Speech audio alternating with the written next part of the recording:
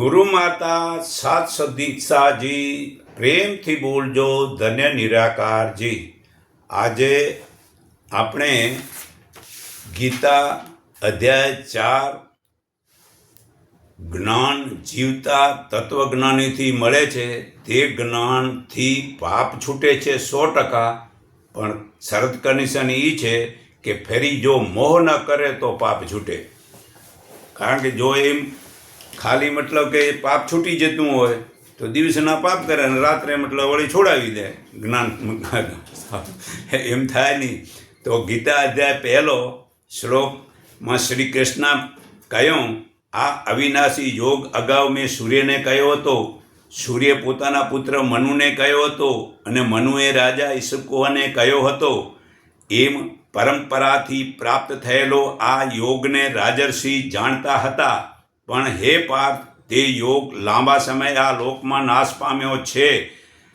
શ્લોક 3 તે જ આ પુરાતન યોગ આજે મેં તને કહ્યો છે, કારણ કે તેનું મારો પરમ ભક્ત અને મિત્ર પણ છે।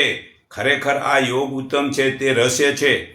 શ્લોક 4 અર્જુને પૂછ્યું, પરંતુ આપનો જન્મ તો આ હમણાંનો છે અને સૂર્યનો જન્મ તો 1,96,08,53,117 વર્ષ ત્યાં સૃષ્ટિ બની ત્યારનો છે, તો પછી ઘણા વર્ષ પહેલાંનો છે। તો આપે આ યોગ સૂર્ય પૂર્વે પહેલાં સૂર્યને શરૂઆતમાં સૂર્યને કયો હતો એમ હું સી રીતે જાણું?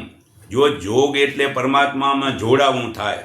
અચ્છા, પછી શ્લોક 5 કૃષ્ણએ કહ્યું કે હે અર્જુન, મારા અને તારા ઘણા જન્મો થઈ ગયા છે, એ બધાને હું જાણું છું, પણ હે અર્જુન, તું જાણતો નથી। શ્લોક 6 હું નિરાકાર, અજન્મા, અવિનાશી, નિર્વિકલ્પ સ્વરૂપ અને પ્રાણીઓનો ભગવાન છું, છતાં મારી પ્રકૃતિનો આશ્રય કરી મારી પોતાની યોગ માયા વડે જન્મું છું। શ્લોક 7 હે અર્જુન, જ્યારે જ્યારે આ ધર્મનો નાશ થાય છે, અધર્મ એટલે પાપનો વધારો થાય છે, ત્યારે હું જન્મ લઉં છું। નિરાકાર જગતના સર્જનાનું શરીર નથી, પણ આ ગુરુઓ વડે કે અવતારી પુરુષો વડે મતલબ કે જન્મે છે।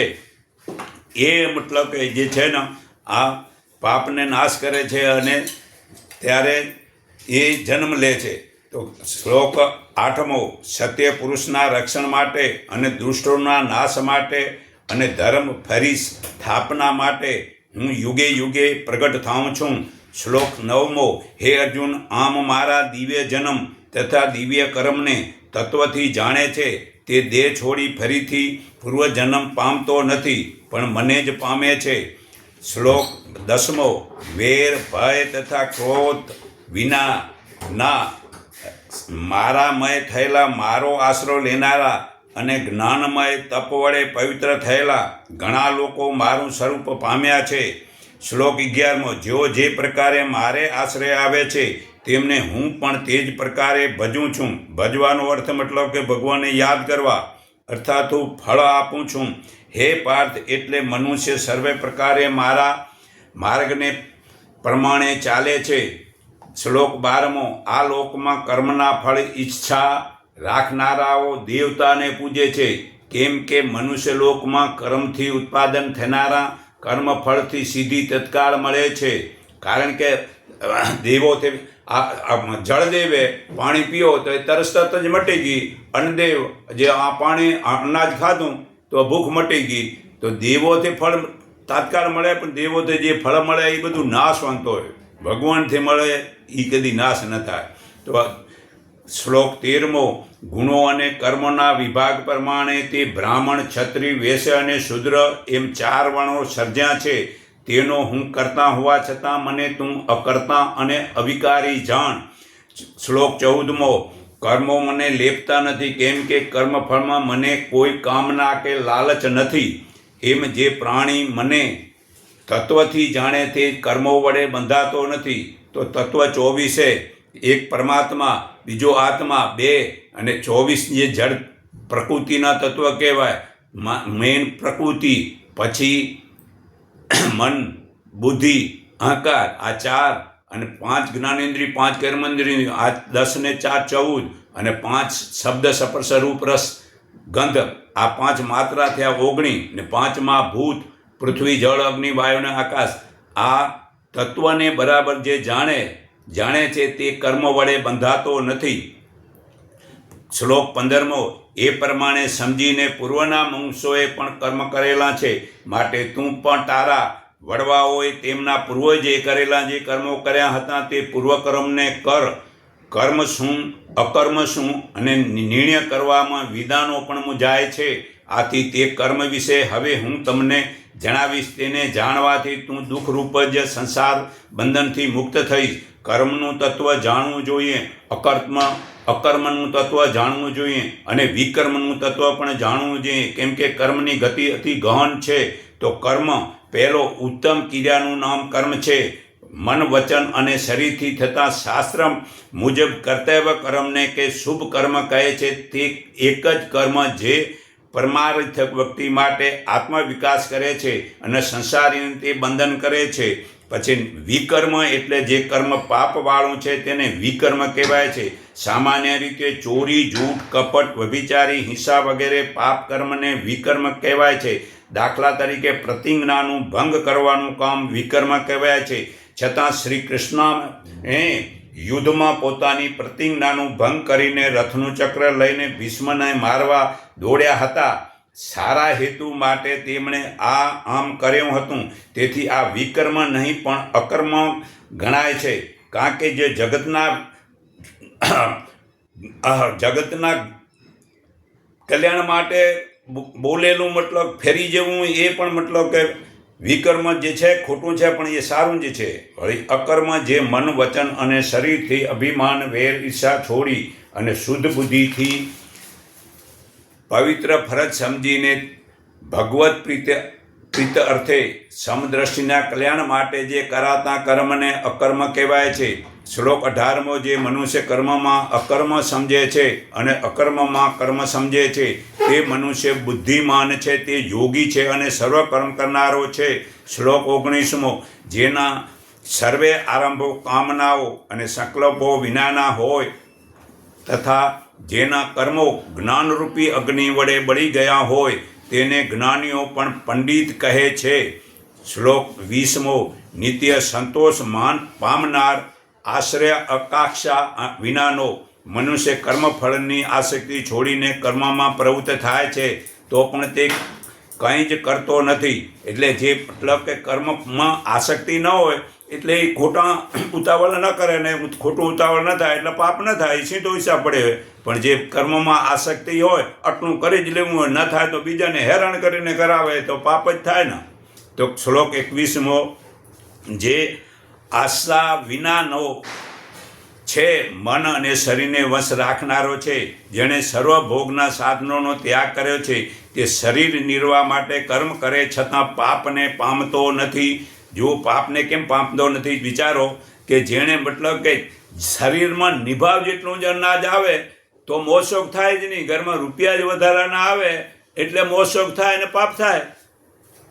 શ્લોક 22મો, અનાયાસે જે મળે તેમાં સંતોષ પામનાર, સુખ દુઃખ વગેરે જોડકાથી મુક્તિ, વેર વિનાનો તથા સિદ્ધિ અસિદ્ધિમાં સમાન ભાવવાળો મનુષ્ય કર્મ કરવા છતાં પણ બંધાતો નથી. શ્લોક 23મો, જે આસક્તિ રહિત છે, જેનું ચિત્ત જ્ઞાનમાં સ્થિર છે અને એ યજ્ઞ માટે કર્મ કરે છે તેના સર્વ કર્મ નાશ પામે છે. યજ્ઞમાં શ્લોક 24મો, યજ્ઞમાં અર્પણ કરવું તે ઈશ્વર છે, હોમવાનો પદાર્થ તે ભગવાન છે ને ભગવાન રૂપ જ અગ્નિમાં ભગવાન રૂપ થયેલું તે પણ ભગવાન જ છે. આમ કર્મને લાગતી બધી બાબતોમાં જે ભગવાન ભાવે સ્થિર રહે છે તે ભગવાનને જ પામે છે.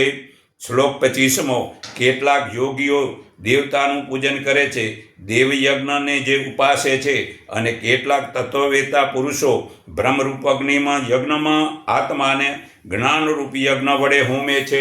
શ્લોક 26મો, કેટલાક યોગીઓ કાન વડે, નેત્ર વગેરે ઇન્દ્રિયોને સંયમરૂપી અગ્નિમાં હોમે છે અને બીજાઓ શબ્દ વિષયોનો એ ઇન્દ્રિયોમાં અગ્નિને હોમે છે. શ્લોક 27મો, વળી બીજા જ્ઞાનીઓ ઇન્દ્રિયોના સર્વે કર્મોને, પ્રાણના કર્મોને જ્ઞાન વડે પ્રદીપ થયેલા આત્મસંયમ યોગ અગ્નિમાં હોમે છે. શ્લોક 28મો, તેમજ બીજા તીક્ષ્ણ વર્તવાળા યતનશીલ યોગીઓ પરમાર્થ માટે દાન ધનને દ્રવ્ય યજ્ઞ કરનારા, તપરૂપી યજ્ઞ કરનારા, યોગ યજ્ઞ કરનારા અને સ્વાધ્યાયરૂપી યજ્ઞ કરનારા હોય છે. શ્લોક 29મો. વળી બીજા કેટલાક યોગીઓ અપાન વાયુમાં કેટલાક પ્રાણ તથા અપાનની ગતિ રોકી પ્રાણાયામમાં તત્પર રહેનારા હોય છે. બીજા શ્લોક 30મો. કેટલાક આહારને નિયત કરી પોતાના પ્રાણને વિશ્વના પ્રાણમાં હોમે છે. આ બધા યજ્ઞને જાણનાર જ્ઞાનીઓ યજ્ઞ વડે પાપને નાશ કરે છે. શ્લોક 31મો. યજ્ઞ કરતાં વધેલું અમૃતરૂપ અન્ન ભોજન કરનારને સનાતન ભગવાનને પામે છે. સનાતન એટલે સર્વમાં સમાન હોય એને સનાતન કહેવાય. સર્વમાં સમાન તત્વ છે એને સનાતન કહેવાય છે. તો હે અર્જુન, હે પાર્થ, યજ્ઞ કરનારાએ આ મનુષ્યલોક પણ સુખ મળતું નથી ન કરનારને, ને તો બીજા પરલોક ક્યાંથી સુખ હોય? તો જાણો, શ્લોક મતલબ યજ્ઞ જે છે એ કેને નથી કરવા એ પછી હું તમને ખુલાસો કરું.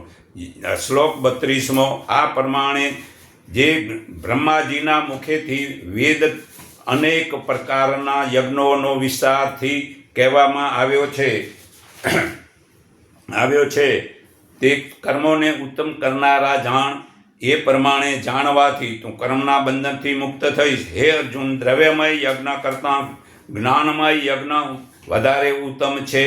કારણ કે હે પાર્થ, સર્વ સંપૂર્ણ કર્મો અને પદાર્થો જ્ઞાનમાં સમાઈ જાય છે. શ્લોક 34મો. તે જ્ઞાનનો તને તત્વદર્શી ઉપદેશ આપશે. તેમને પ્રણામ કરી તેમની સેવા કરી તેમને પ્રશ્ન પૂછી તે જ્ઞાન તું જાણી લે. શ્લોક 35મો. હે પાર્થ, એ જ્ઞાન પામ્યા પછી તું ફરી આમ મોહ નહીં પામે અને તે જ્ઞાન વડે સર્વ પ્રાણીઓને તું પહેલાં પોતામાં અને પછી મારામાં જોઈશ. આ જેવો યાદ રાખો. અહીંયા ખાસ મતલબ કે આ શ્લોક 35મો, જો ફરી મોહ નહીં પામે તો મતલબ કે એ જ્ઞાન વડે આપણું પાપ સર્વે જતા રહ્યા. જો ફરી મોહ કરે તો પછી પાપ જતા નથી રહેતા. આ ગીતા અધ્યાય શ્લોક 36માં. જો તું બધા પાપીઓથી પણ વધારે પાપ કરનારો હોઈશ તો પણ જ્ઞાનરૂપી નૌકા વડે નિસંદેહ સર્વે પાપરૂપ સાગરને તરી જઈશ. હે અર્જુન, 37મો. હે અર્જુન, જેમ પ્રજ્વલિત અગ્નિ સર્વે લાકડાને બાળે છે તે જ્ઞાનરૂપી અગ્નિ સર્વે કર્મોને બાળીને ભસ્મ કરી નાખે છે. શ્લોક 38મો. કારણ કે આ જગતમાં જ્ઞાન જેવું પવિત્ર બીજું કોઈ જ નથી. તે જ્ઞાનને યોગ વડે સિદ્ધિ થયેલો પુરુષ કાળે કરીને આપોઆપ જ પોતામાં પામે છે. શ્લોક 39મો. શ્રદ્ધાવાન, તત્પર અને જીતેન્દ્ર પુરુષ આ શ્રેષ્ઠ જ્ઞાન મેળવે છે. જ્ઞાન પામીને તરત તે મોક્ષરૂપ પરમ શાંતિ પામે છે. શ્લોક 40મો. પણ અજ્ઞાની તથા શ્રદ્ધા વિનાના મનુષ્યો સંશયમાં રહી નાશ પામે છે. તેવા સંશયવાળા માનવીને આ લોક નથી કે પરલોકે નથી સુખ મળતું. શ્લોક 41મો. હે અર્જુન, કર્મયોગ દ્વારા જેણે સર્વ કર્મોનો ત્યાગ કર્યો હોય અને જ્ઞાન વડે જેના સર્વે સંશયો સંપૂર્ણ છેદાયા હોય એવા આત્મનિષ્ઠ મનુષ્ય કર્મો બાંધી શકતા નથી. શ્લોક 42મો. માટે હે અર્જુન, હૃદયમાં રહેલા અને અજ્ઞાનથી ઉત્પાદન થયેલા આ સંશયને પોતાની જ્ઞાનરૂપી તલવાર વડે છેદી બ્રહ્મા અર્પણ કર્મ યોગનું તું આચરણ કર અને યુદ્ધ માટે ઊભો થા. ભગવાનની અદ્ભુત દિવ્ય વિભૂતિઓનું વર્ણન જેમાં છે તે ગીતા જ્ઞાનનો સાગર છે અને સ્વર્ગ પ્રાપ્તિ કરવાનું કલ્પવૃક્ષ છે. જે ગીતા વાંચે છે, સાંભળે છે, તેનો પ્રચાર કરે છે તેના તમામ જન્મોના પાપ નાશ પામે છે અને તે જન્મ મરણના બંધનથી છૂટે છે. તો હવે આપણે જો યજ્ઞ વિશેનો ખુલાસો કરીએ મનુસ્મૃતિ પુસ્તકમાંથી.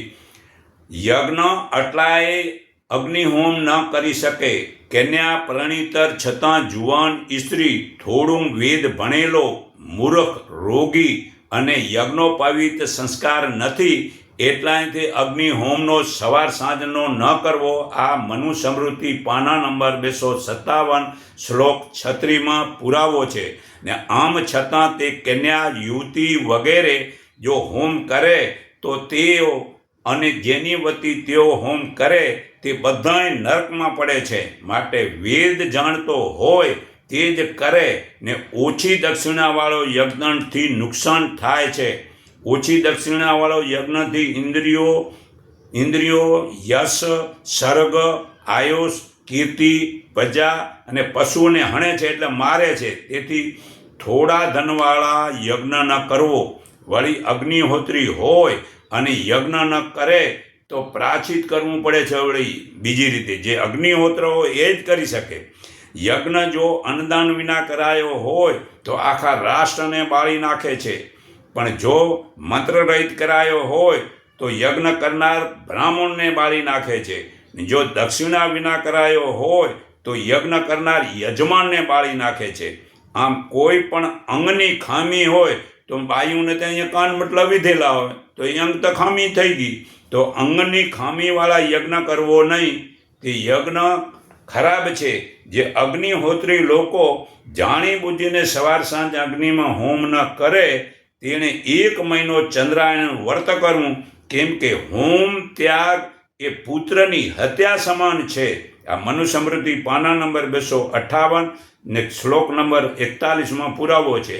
તો જે પૂરો પારગત જ્ઞાની છે એને જ અગ્નિ હોમ કરવાનો, અને મંત્ર આવડતા હોય પૂરા, અને પાછા યજમાનને કે તું ઘોડા વગેરે તારી જે શક્તિ પ્રમાણે તું દાન દક્ષિણા કરી શકતો હો તો યજ્ઞ કરાવવાનું હોય.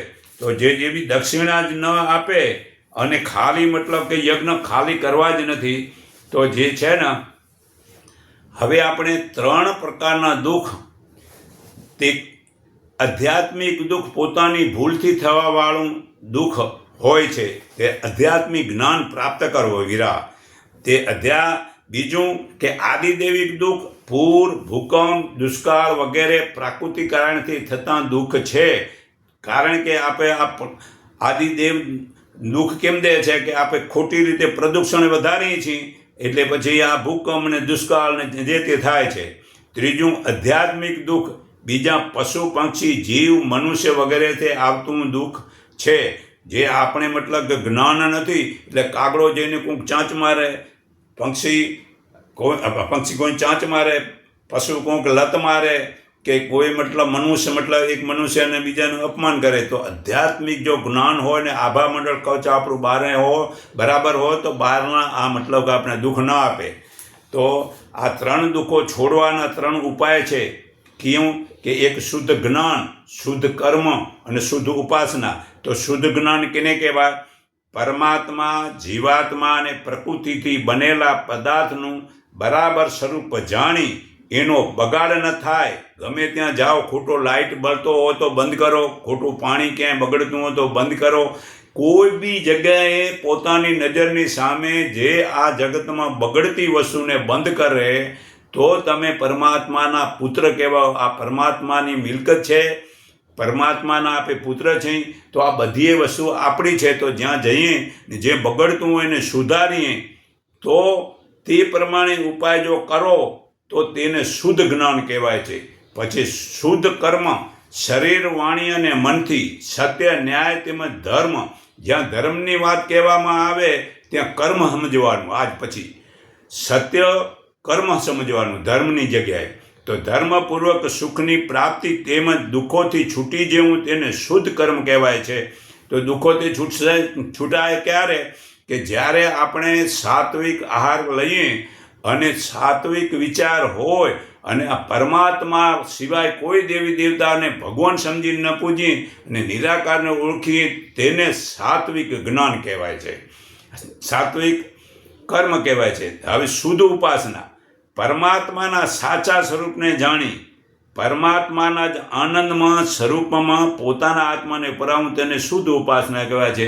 આ પરમાત્મા અહીંયા મોજું છે, એમાં આપણી આ સુરતા પરવાણી આને મતલબ કે શુદ્ધ ઉપાસના કહેવાય. આનાથી મોટી કોઈ સાચી ઉપાસના નહીં કે આ પરમાત્મા અહીંયા મોજું છે અને આ સુરતા હું જ્યાં ગંગા ને જમુના ને દોડું રહો તે બંધ કરી અને આ સુરતા આ પરમાત્મામાં પરાવને. તો 4 આશ્રમ બ્રહ્મચાર્ય, ગૃહસ્થ, વાનપ્રસ્થાશ્રમ અને સંન્યાસ. તે આ બ્રહ્મચાર્ય પહેલાં 25 વર્ષ સુધી વેદ વગેરે શાસ્ત્રોનું અધ્યયન કરવું, ઇન્દ્રિયોને પોતાના વશમાં રાખી પરમાત્મામાં વિચરવું, તે પરમાત્માનું ચિંતન કરવું, તેમજ પોતાની અંદર અને બહાર સર્વત્ર પરમાત્માને વ્યાપક સમજી બધા જ પ્રકારના ખોટા કર્મને છોડી દેવા, એ પહેલો બ્રહ્મચારીનો આ ધર્મ છે. પછી બીજું ગૃહસ્થ, 50 વર્ષ સુધી ઘર પરિવારની જવાબદારી સંભાળી વિવાહ સંસ્કારના પાલન કરવું અને ભક્ત દાતારી શુરવીર સંતાનો બનાવી તેનું પાલન પોષણ કરી મોટા કરવા, તેમજ પરિવારના વિકાસ માટે પણ પ્રયત્ન કરવો. આ 25 થી 50 વર્ષનું મતલબ કે આ કામ કરવાનું હોય. પછી વાનપ્રસ્થાવ એટલે 75 વર્ષ, 50 થી 75 વર્ષની વચ્ચે જ્યારે સંતાનના પણ સંતાન થઈ જાય ત્યારે પોતાના સંતાનોને ઘર સંસારનું કામકાજ સોંપીને વાનપ્રસ્થાવ આશ્રમમાં પ્રવેશ કરવો, તેમજ સાધના, સેવા, સ્વાધ્યાય કરતા રહી આધ્યાત્મિક ઉન્નતિ કરવી ને પત્ની સાથે આવે તો તેને સાથે રાખવી. તો ભાઈ જાણો, મેં 100% બાપાના સમ ન ખવાય કે 50 વર્ષની ઉંમર થયા પછી ઘરનું કામ નથી કર્યું છે બહુ ઓછું, પણ 50 વર્ષ પછી છોકરાઓ આ ધંધો સંભાળવા મની ગયા અને હું આ પુસ્તક લખવા, વાંચવા કે આ વિડીયા બનાવવા કે મોકલવા કે સત્સંગ કરવા, આ બધું મતલબ કે પરમાત્મા અર્થે જ મતલબ કે કામ કરીએ તો પરમાત્મા આપણા ઉપર ખુશી થાય. જો આપણે આપણા ઘરનું જ કર્યા રાખીએ તો પરમાત્મા કહેશે તે મને ઓળખ્યો નહીં, મારો તો પ્રચારે ન કર્યો, તો એ વાનપ્રસ્થાનો અર્થ જ ન થયો. તો ચોથો સંન્યાસ, જ્યારે 75 વર્ષ પૂરા થઈ જાય ને 6મું વર્ષ બેસે, જો ત્યારે ભક્તિનો વૈરાગ દ્રઢ બને ત્યારે પત્નીને પુત્ર પાસે છોડી બધા વેરના સંબંધો પૂરા કરી, વ્યવહારના વર્તન પૂરા કરી ધ્યાનમાં વ્યાપક અજ્ઞાનને છોડીને વૈદિક ધર્મનો પ્રચાર કરતા મોક્ષ પ્રાપ્ત કરવો તથા કરાવવા માટે પ્રયત્નશીલ રહેવું.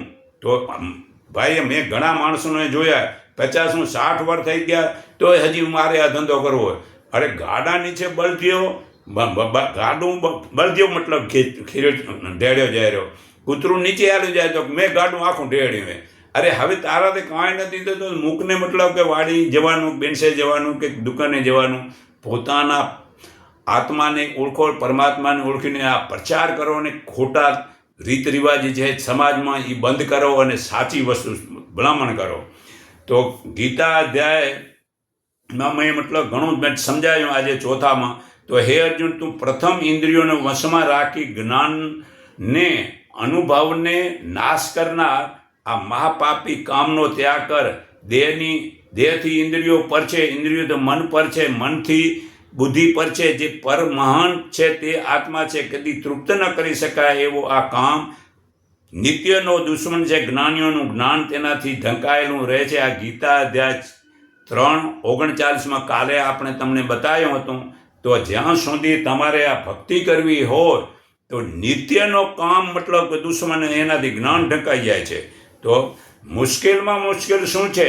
આ દુનિયામાં લક્ષ્મી, ગાડી, બંગલો, વૈભવ, ચીજો, સ્ત્રી, પુત્ર વગેરે ના આ મુશ્કેલ નથી. એ તો પાપીઓને ઘેરે હોય.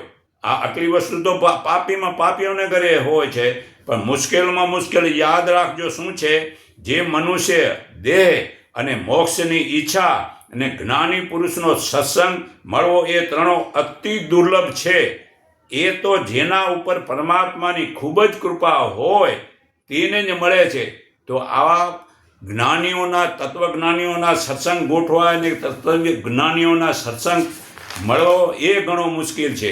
તો કયું કર્મ સારું છે અને એની ખબર કેમ પડે છે? તો જાણો, કોઈ પણ કર્મના કરતાં પહેલાં, કરતી વખતે, કર્યા પછી અને મનમાં આનંદ ઉત્સવ થાય છે, પ્રસન્નતા થાય છે, શાંતિ થાય છે, સંતોષ થાય છે.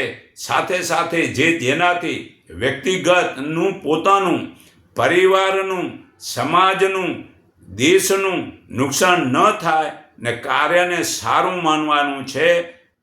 ગીતા અધ્યાય 5 શ્લોક 6-13 તમે વાંચી લેજો. કયું કર્મ ખરાબ છે એની ખબર કેમ પડે છે? જે કાર્યના કરતાં પહેલાં, કરતી વખતે, કર્યા પછી મનમાં ભય, શંકા, લજ્જા ઉત્પાદન થાય, જેનાથી વ્યક્તિનું, પરિવારનું, સામાજિકનું ને રાષ્ટ્રનું નુકસાન થાય, તે કાર્યને ખરાબ કહેવાય છે. આ કરવું નથી.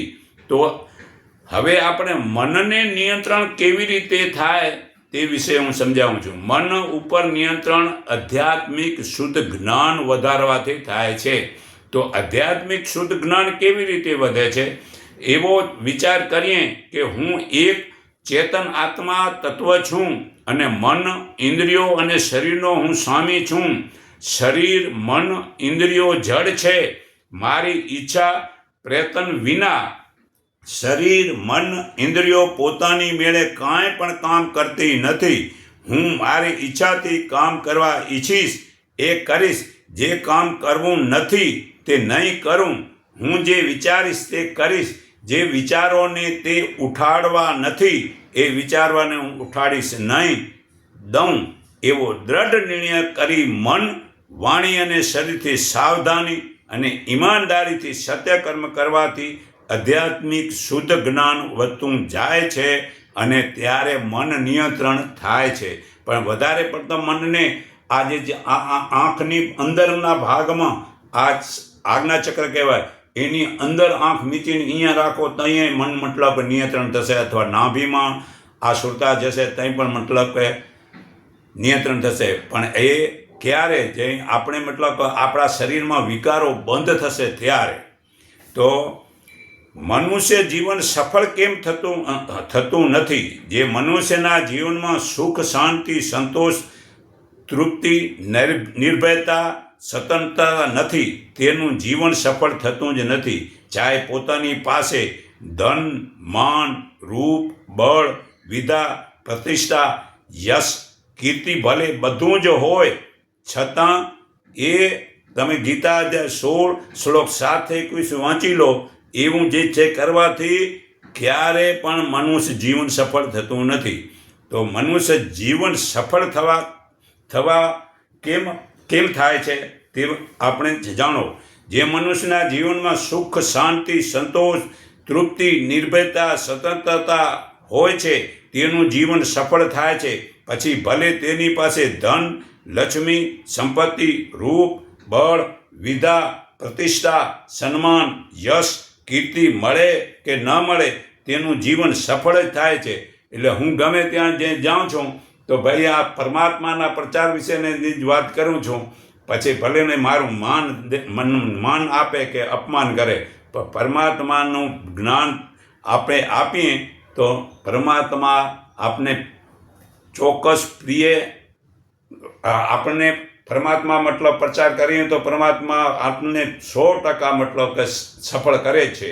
તો છેલ્લા તત્વનો વિચાર ઉત્તમ છે, શાસ્ત્રનો વિચાર મધ્યમ છે, મંત્રોની સાધના અધમ એટલે પાપ છે, અને તીર્થોમાં ફરવું પાપમાં પાપ છે એટલે પાપમાં પાપ છે. ચિતરેલા ફળનો સ્વાદથી પેટ ભરાતું નથી. ખરા આત્માનો અનુભવ વિના મૂઢ મૂર્ખાને થતો ભ્રમનો આનંદ નિર્થક નકામો છે. આ પથ્થર, સોનું કે માટીમાંથી બનાવેલી મૂર્તિની પૂજાથી ફરી જન્મ અને ભોગ આપવાવાળી થાય છે. આથી ફરી જન્મ ન આવે એમ ઈચ્છનારાએ એવી બહારની પૂજા છોડી દઈ પોતાના હૃદયમાં જ પૂજા કરવાની છે. આ આપણે મૈત્રી ઉપનિષદનો પુરાવો છે. તો તરંગો, મગજના તરંગો ક્યાં અને કેવી રીતે નોંધાય છે તે યાદ રાખો. જે તરંગ સતોગુણ, જેમાં આપણે સતોગુણમાં જ્યારે રહીએ છીએ ત્યાં આપણા શરીરમાં તરંગની ઝડપ મતલબ 10થી 12ની રહે છે, અને વોલ્ટેજ ને પાવર મતલબ જે છે ને આંખો બંધ છે તેથી વિચાર રોકાય છે ત્યારે વોલ્ટેજ 50 વપરાય છે. જે રાજસ ગુણમાં ઝડપ મતલબ કે 13થી 25 હોય છે અને વોલ્ટેજ મતલબ 5થી 10 વપરાય છે. અગ્રખંડ જ્યારે દુખવાના કાર્યથી મગજમાં પડે છે ત્યારે, ને આ તમોગુણમાં તરંગની ઝડપ 1થી 5 રહે છે અને વોલ્ટેજ મતલબ 250 વપરાય છે. ઊંઘમાં મગજને નુકસાન ઘણું થાય છે ત્યારે હું વિડીયોમાં કહું છું કે 7.5 કલાકથી વધારે ઊંઘવું નહીં, એનાથી નુકસાન થાય છે. તો જાગૃત અવસ્થામાં એક સેકન્ડે 14થી 35 ઓજસના તરંગોની મૂડી આમ આકાશમાં ફેલાવી અને પોતાની મૂડી જમા થઈ શકે છે. તો જગતના લોકોના દુઃખ મટે છે, પરંતુ અડધા જાગૃત અવસ્થામાં એક સેકન્ડે 7થી 14 તરંગો આકાશમાં ફેલાય છે, ને ઊંઘમાં એક સેકન્ડે 1થી 4 તરંગો આકાશમાં ફેલાય છે. તો આભા મંડળનો સંબંધ આપણા ભાવ અને કર્મ સાથે છે. તો આપણે સત્ય ઈમાનદારીથી કર્મને સુધારીને આભા મંડળને સુધારી શકાય છે. આભા મંડળ એ શક્તિ કવચ છે જે ગ્રહોના તરંગોની અસરોથી શરીરનું રક્ષણ કરે છે. આ આભા મંડળને શક્તિશાળી બનાવવા ધ્યાન તપથી આભા મંડળમાં પોતાની ઈચ્છાથી ફેરફાર કરીને બીજા લોકોને મદદ કરી શકે છે. તો આપણી સુરતાની દ્રષ્ટિને મન વડે સત્ય શ્વાસે નાભીમાં સ્થિર કરવાથી આત્માનું ઓજસ વડે લોકોના દુઃખ મટે છે. તે માટે એ મોટામાં મોટી સેવા છે. તો નાકે શ્વાસ આવતા જે છે તેને પહેલાં જોવાના છે. પહેલાં શરૂઆત ભક્તિ મતલબ શરૂઆત પહેલાં નામ મંત્રથી કરવાની. એ નામ મંત્ર ધીરે ધીરે બેસવાની હેબિટ પડી જાય પછી શ્વાસની ધીર્યા કરવાની. શ્વાસમાંથી મતલબ કે ધીરે ધીરે ધીરે શ્વાસને છોડી પરમાત્મા નામ રૂપને આકાર વિનાના છે, તો પછી મતલબ કે શ્વાસે છોડી દેવાના. અને આ સુરતાને નાકમાં આવતા જતા પહેલાં શ્વાસને જોઈ પછી મતલબ સુરતા નાભીમાં જવા દો, અને નાભીમાં ગયા પછી જે ઓજસ નીકળશે એ મૂડી કરો. બસ આટલું કંઈ મારી વાણી વિરામું છું.